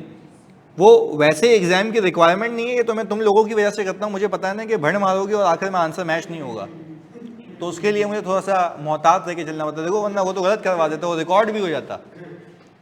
तो वो बोलते कि भाई क्लास में ही गलत हो गया, तो वो तो अच्छा है हमने देख लिया। पर जब तक आप इतने एक्सपर्ट हो जाएं तो फिर मैं एनालिसिस करना बंद कर दूंगा FAR 2 के आखिर में। सही है। चलें इधर, अब मुझे बताएं, अगर एनालिसिस करें हमारी बहन के कहने पे जल्दी से, तो मुझे बताओ कि 10 मिलियन पे कितना रिटर्न है? 20%। तो 10 मिलियन पे 20% फॉर 3 ईयर्स कितना आता है? 6 मिलियन। यह आ गया फॉर 3 ईयर्स नॉर्मल रिटर्न। सही है, इसको हम लिख देते हैं, ये है एनालिसिस। अच्छा, इसमें से आपको डिस्काउंट और मिलेगा, और आपने ट्रांजैक्शन कॉस्ट क्या की, यहां से माइनस करेंगे ना, एनालिसिस कर रहे हो इनकम के, तो वो 2 कमाऊंगा, ये लगेंगे पैसे, तो कितनी आ गई अमाउंट? इन दोनों को ऐड करो, 61 ये। अच्छा, तो अब आपके सामने अपेरेंट है, मैं 6 मिलियन कमाऊंगा तो मेरा रिटर्न होगा 20%, 6 मिलियन से ज्यादा कमाऊंगा तो मेरा रिटर्न होगा 20% से ज्यादा। तो हमने भी यही किया, ये रहा देखो रिटर्न, ये रहा 20.5072%, जो कि 20% से ज्यादा आ रहा है। क्लियर है। और आप जब इंटरेस्ट के कॉलम का टोटल करेंगे ना, बाखुद आपको आंसर भी यही मिलना चाहिए कि ओवरऑल आपकी इनकम, यही कुछ फर्क आ रहा होगा, कितने का? 4 रुपये का, क्योंकि वही 4 रुपये का फर्क क्लोजिंग में भी दिख रहा होगा। सही है। चलो, अच्छा, अब हमने कहा कि सर आए जी एक एक करके देख लेते हैं। आपका आ गया ओपनिंग 989400, 2028,982। अच्छा, ये आ गया 20 मिलियन, 2 मिलियन सॉरी, 9922 9922 यही है। ओके, हमने कहा 9922 2084 आगे, ये 2 मिलियन ही रहा, 9957 908। अच्छा 9957908, इस पे आपने 204209288 चल एक्चुअली ये कर लेते हैं, खैर है 2042092 सही है। नहीं हमने ये देख लिया ना कि हमें पता है कि 4 पे और बुक होना चाहिए, तो हमने किसी भी जगह उसको टिका दिया वैसे। तो ये कितना आ गया 10 मिलियन, और हमने जो कॉन्ट्रैक्ट में प्रॉमिस हुआ था वो भी कितना था 10 मिलियन। तो पहले बताओ ओवरऑल इस डिस्काउंटिंग की भी अकाउंटिंग समझ आती है क्या? अच्छा अब सो फार कॉन्सेप्ट तो बहुत सारे जमा हो गए, इक्विटी सिक्योरिटी भी हो गया। मज़े की बात यह है कि इक्विटी सिक्योरिटीज़ तो हम कंप्लीट कर चुके थे, डेट सिक्योरिटीज़ में अभी सिर्फ एक ही मॉडल सीखा है जिसका नाम है अमोर्टाइज कॉस्ट। और अमोर्टाइज कॉस्ट के अंदर भी जो भी छेड़खानियाँ हो सकती हैं वो हमने सीखी हैं, एग्रीड है। अमोर्टाइज कॉस्ट के अंदर, अमोर्टाइज कॉस्ट के अलावा अभी 2 और मॉडल्स के बाकी हैं, फेयर वैल्यू थ्रू ओसीआई और फेयर वैल्यू थ्रू पीएनएल। मैंने आपको ये सिखाना है कि मार्केट में इनकी वैल्यूज़ कैसे आती हैं, वो सीखेंगे।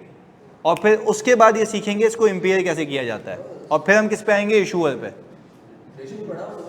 इशूअर नहीं पढ़ा हुआ, डेट सिक्योरिटीज़ का नहीं पढ़ा हुआ, तो वो कुछ कहानियाँ हैं वो कंप्लीट करनी है, सही है। और फिर हो सकता है मैं कल की क्लास में आपको पास पेपर करवाऊँ, तो प्रोबेबली कराऊँगा मैं, सही है। तो कल की क्लास में पास पेपर्स होंगे और वो लेटेस्ट टाइम से लेके हम चल रहे होंगे, क्लियर है। चलें अभी मेरे ख्याल से यार अभी भी टाइम बाकी है, अबे आधा घंटा बाकी है। नहीं नहीं नहीं आप बना लेना वो। चलो हम यूँ कर लेते हैं, हम यूँ कर लेते हैं ना, देखो अभी तक तो बेसिक कॉन्सेप्ट है यार, फेयर वैल्यूएशन का हल्का फुल्का हिसाब किताब देख लेते हैं, सही है। बहुत टाइम बाकी है प्लीज़। अच्छा मैं कोई अकाउंटिंग नहीं सिखा रहा, मैं सिर्फ डिस्कशन कर रहा हूँ फेयर वैल्यू के ऊपर, मैं अकाउंटिंग नहीं सिखाऊंगा, ताकि कल आके हम ज़रा फेयर वैल्यू की अकाउंटिंग सीख लें, सिर्फ डिस्कशन, सही है। हाँ जी यहाँ पे हम इंटरेस्ट इनकम बुक कर रहे हैं जो कि 20 लाख से ज़्यादा है। हाँ। असल में इंटरेस्ट इनकम तो 20 लाख है, ये तो डिस्काउंट वाले एडिशनल आ रहे हैं। नहीं नहीं नहीं नहीं नहीं, असल में तुम इंटरेस्ट को समझते क्या हो इंटरेस्ट वो जिससे वो 15% भाईजान, तू क्या नींद विंद नहीं करके आया है कि क्या हो गया है, सही बैठ गया इधर। हाँ जी जो वो 15% डायरेक्ट टाइम वैल्यू मनी पे 20 लाख वो है ना इंटरेस्ट, ये तो एडिशनल हमें डिस्काउंट के मिले। नहीं, अब ये अब आपका कॉन्सेप्ट थोड़ा सा गलत है। Time value of money is all about interest, is all about financing, whether you receive year on year. चलो मैं तुम्हारे कॉन्सेप्ट को भी सबको यूं सीख करता हूँ 2 मिनट में, सुनो। कुछ इंटरेस्ट ऐसा है जो तुम्हें सालाना मिल रहा है, और कुछ इंटरेस्ट ऐसा है जो तुम्हें आखिर में मिलेगा, ये फर्क है। तो जो तुम यहां से लेके वहां तक जाने पे सूद एडिशनल बुक कर रहे हो ना, वो जमा होता जा रहा है, और कब मिलेगा, आखिर में, जब ये इंस्ट्रूमेंट खत्म होगा। क्योंकि आज आपने देखो पैसे कम दिए हैं, वो जमा होते जा रहे हैं किसमें, इन्वेस्टमेंट में, और इन्वेस्टमेंट रिडीम कब होगी, 3 साल बाद। तो 3 साल बाद आप जो सूद बुक कर रहे हैं वो रिकवर हो जाएगा। तो टेक्निकली इसमें 2 तरीके के इंटरेस्ट हैं, एक जो बुक हो रहा है रिसीव भी हो रहा है, और एक जो बुक हो रहा है रिसीव नहीं हो रहा। कब रिसीव होगा, तो you can not call it this is not a interest income, this is a interest income, clear है। ये कॉन्सेप्ट है इसके पीछे। चलें आगे देखते हैं। हमने कहा हमने डेट सिक्योरिटीज के अंदर एक मॉडल सीख लिया, कौन सा था, अमोर्टाइज कॉस्ट। अच्छा अमोर्टाइज कॉस्ट का सिंपल मतलब ये था कि पहले कॉस्ट पे ले जाओगे और फिर जो अमोर्टाइज होने के बाद वैल्यू बचेगी वो अमोर्टाइज कॉस्ट कहलाएगी, यही किया था। जो वैल्यू बच रही थी हर साल के एंड में वो क्या थी, अच्छा अब इसको थोड़ा सा और इनहांस करो भाई। अमोर्टाइज कॉस्ट में अमोर्टाइज इनकम भी हो सकती है, एक्सपेंस भी हो सकता है। जो पिछला केस किया वो इनकम की अमोर्टाइजेशन थी, और उससे पहले केस किया एक्सपेंस किए। तो उसमें नहीं कंफ्यूज होना कि अमोर्टाइज सिर्फ इनकम नहीं होती है, एक्सपेंस ही होता है, दोनों हो सकते हैं। तो दोनों की मैंने आपको एग्जांपल्स करा दी हैं ताकि आप उसमें क्लियर रहें कि पेपर में वो जो भी पूछे आपको याद चलना चाहिए दिमाग के। अच्छा ये सिखाने का मकसद भी ये है कि अगर IRR अगर आपने गलती से अकाउंटिंग गलत भी कर ली ना तो आपका दिमाग चलेगा यार तो हो ही नहीं सकता, ये इन्वेस्टमेंट डेबिट होनी चाहिए, क्रेडिट क्यों हो रही है, तो आपका दिमाग वहां चल रहा होगा, फंक्शनल होगा क्या सही। आपको पता है IRR ज्यादा है प्रोवाइडेड से, तो प्रोवाइडेड कम आ रहा होगा, मेरी इनकम ज्यादा, तो आपको वैसे ही पता है मेरी इन्वेस्टमेंट डेबिट होनी है, तो आप एंट्री बनाने में गलती नहीं करोगे। तो ये वो चेक्स हैं जो हमने लगाए थे अभी इसकी प्रैक्टिस के लिए, आगे सुनते हैं। अच्छा, अब आपको ये कहा गया आप चाहें तो अपनी डेट सिक्योरिटीज को किस पे रख सकते हैं? फेयर वैल्यू थ्रू ओसीआई पे। अच्छा, अब जरा समझते हैं ना, वहां पे भी तो आपने बताया था ना हमें कि sir fair value through OCI PNL पे कब कब गए थे, यहां पे भी बात कर लेते हैं। अब जरा यहां पे सुनना, हम यहां पे अगर ये कहें, इसको कॉपी करके यहां फेंकते हैं और हम यहां पे लिखते हैं इसके साथ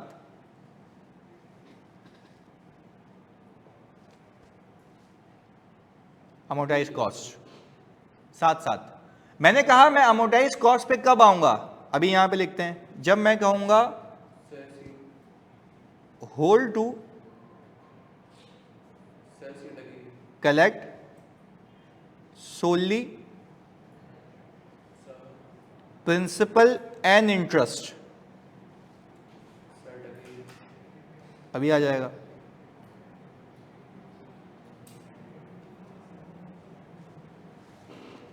अच्छा, आपको एग्जामिनर बाज औकात बताएगा नहीं कि आपको कौन से मॉडल की अकाउंटिंग करनी है, वो आपकी नॉलेज को टेस्ट करेगा। वो बोलेगा कि भाई मैंने एक डेट सिक्योरिटी खरीदी है और मेरे मकसद सिर्फ दो हैं। वो क्या है, जरा सुनना।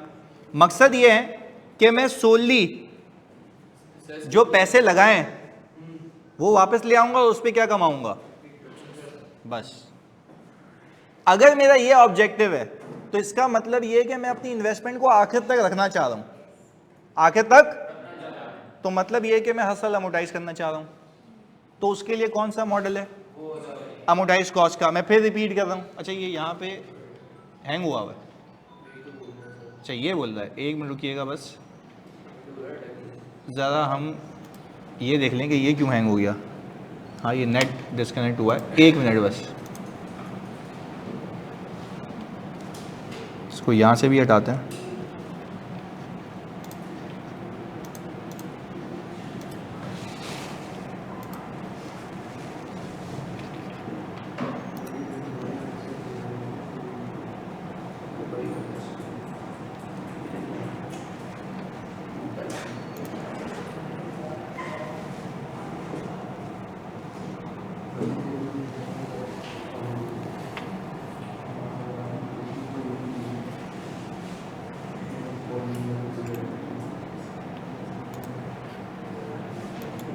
ओके, इधर देखिएगा प्लीज, ये था। अच्छा सुने, मैंने यहां पे ऑल टुगेदर अमोर्टाइज कॉस्ट भी लिख दिया। अब देखो, हमें ये डिसाइड करना है कि मैंने अकाउंटिंग कौन सी करनी है। फेयर वैल्यू थ्रू ओसीआई अभी मैंने सिखाई नहीं है, अमोर्टाइज कॉस्ट की अकाउंटिंग सिखा दी, उसका मतलब भी बता दिया है। पर मैं ये कह रहा हूं कि when you are in examination hall और when you are in a practical life, आपको कैसे पता लगेगा कौन सी कंपनी कौन सी अकाउंटिंग फॉलो करे। आपने पूछना है उससे उसकी नीयत। मैं गया क्लाइंट के पास या कंपनी के पास और मैं उसको कंपनी को बोलूं, भाई आपने डेट सिक्योरिटी में इन्वेस्ट किया हुआ है, मुझे बता दो आपका इंटेंशन क्या है। तो उन्होंने बोला हमारी इंटेंशन है ये जो प्रिंसिपल लगाया है ना, ये वापस चाहिए और सूद वापस चाहिए, दैट्स इट, अमोर्टाइज कॉस्ट। आप ये वाली अकाउंटिंग करेंगे। आपका मॉडल क्या है, hold to collect solely principal and interest, that's it. तो आप खुद देखो ना, आप देखो, पहले अकाउंटिंग सिखाई तो समझ आ रहा है ना कि भाई सिंपल मेरा मकसद क्या है, जो पैसे लगाएं और जो एग्री हुआ है सूद समेत वापस मिल जाए, इसके अलावा मेरा कोई ऑब्जेक्टिव नहीं है। अब इधर देखते हैं, हमने कहा यही चीज हम यहां से कॉपी करके यहां ले आए, सिर्फ इसमें एक चीज ऐड की,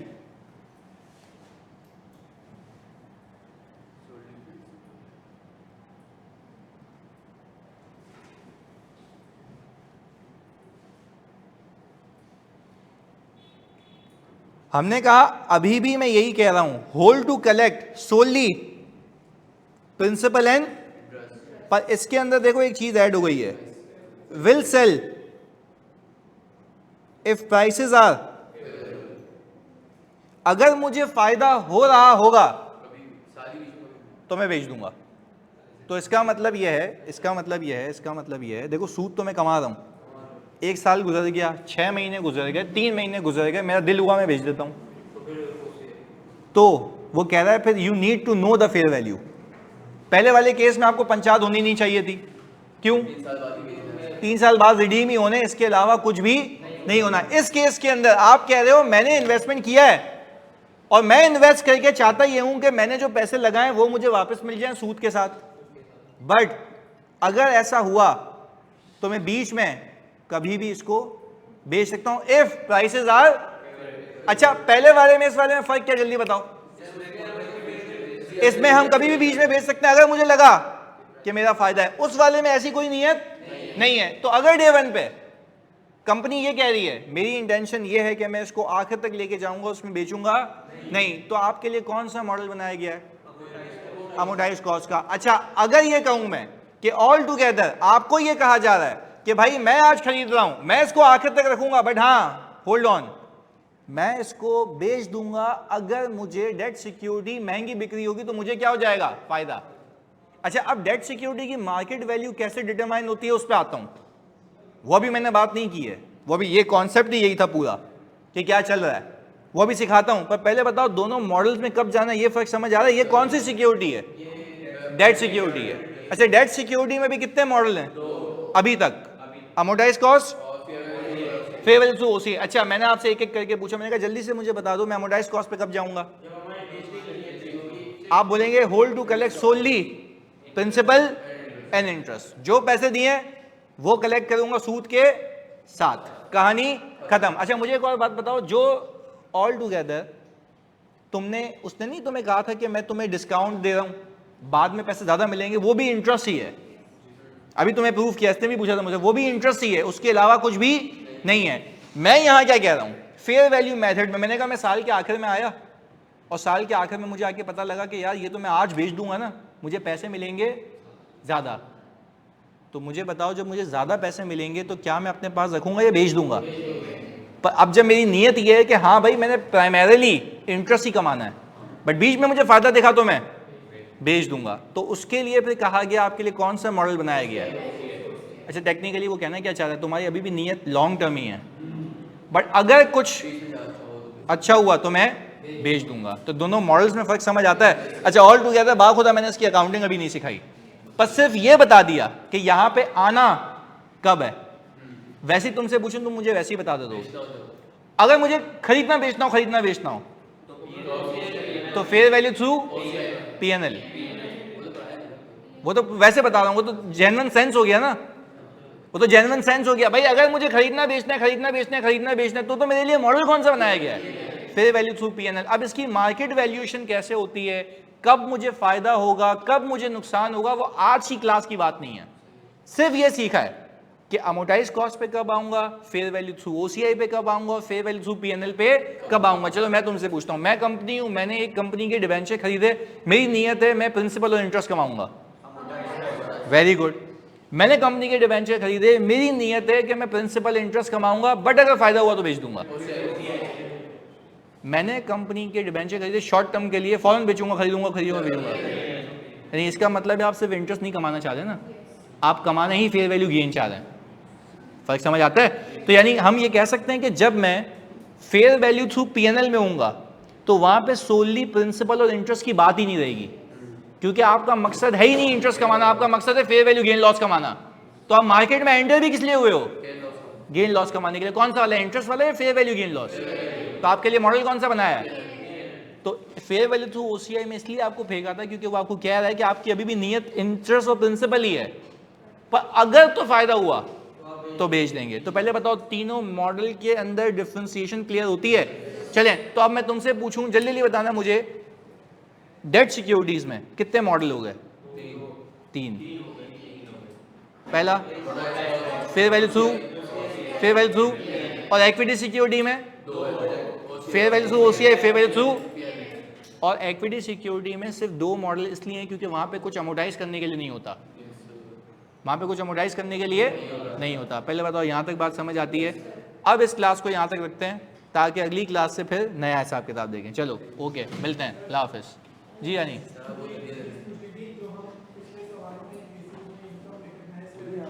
हाँ